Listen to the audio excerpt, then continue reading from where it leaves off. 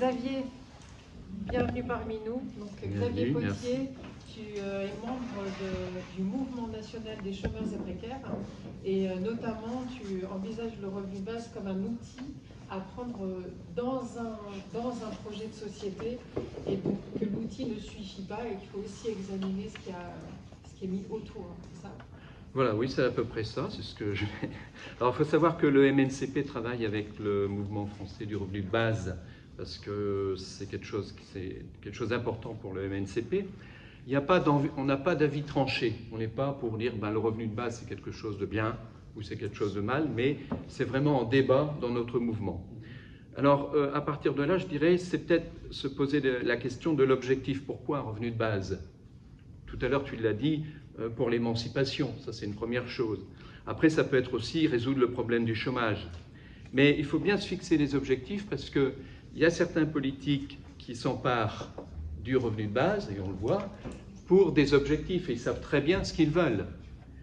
Donc, le revenu de base, pour moi, c'est à double tranchant. Ça peut être la meilleure des choses, comme ça peut être la pire.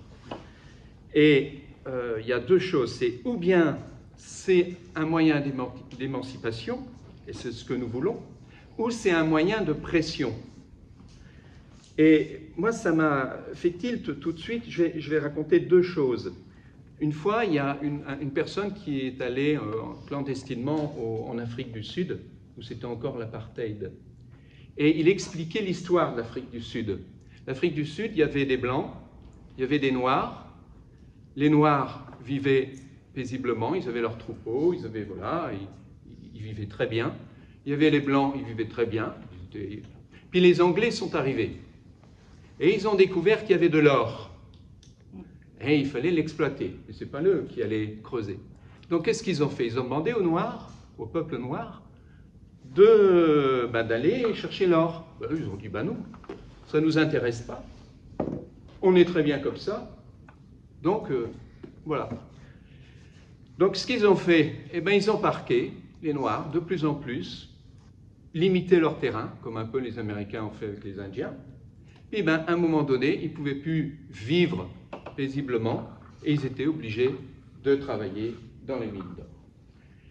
Et j'ai vu une émission très intéressante, c'était 4 ou 5 films documentaires sur Arte, c'est Le Temps des ouvriers, que vous pouvez les revoir d'ailleurs sur Internet, où on voit très bien, c'est surtout en Angleterre au début, il y avait des artisans qui travaillaient le tissage chez eux, je ne dis pas qu'ils vivaient dans le luxe, mais ils vivaient bien. Enfin, ils vivaient tout. Et il y a eu les économistes qui ont compris le système, l'industrialisation, et petit à petit, on a appauvri les artisans pour pouvoir les obliger à travailler dans l'industrie.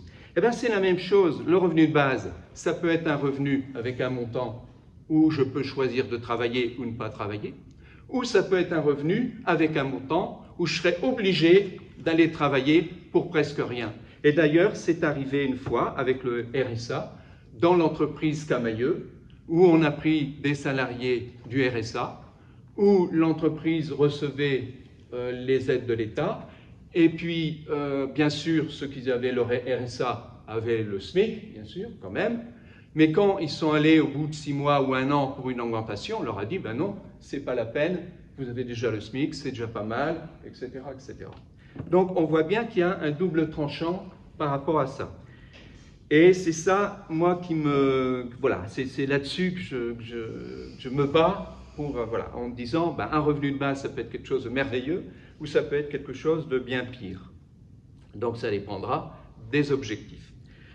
Deuxième chose, c'est que quand on regarde bien, par exemple, on l'a dit, le RMI, le RSA, c'est quelque chose qui n'a pas été acquis, ça a été pensé, avec les socialistes, avec le gouvernement de gauche, parce qu'il y avait de plus en plus de pauvres, donc il fallait bien arriver à trouver une solution.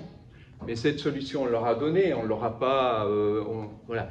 Par contre, si on regarde les congés payés, c'était arraché en 1936 par des combats, par des luttes, et on ne revient pas sur les congés payés. Je me souviens d'ailleurs, dans une émission aussi, on nous disait les patrons de droite sont allés voir Blum pour expliquer à Blum que s'ils mettaient des congés payés, l'économie française était par terre.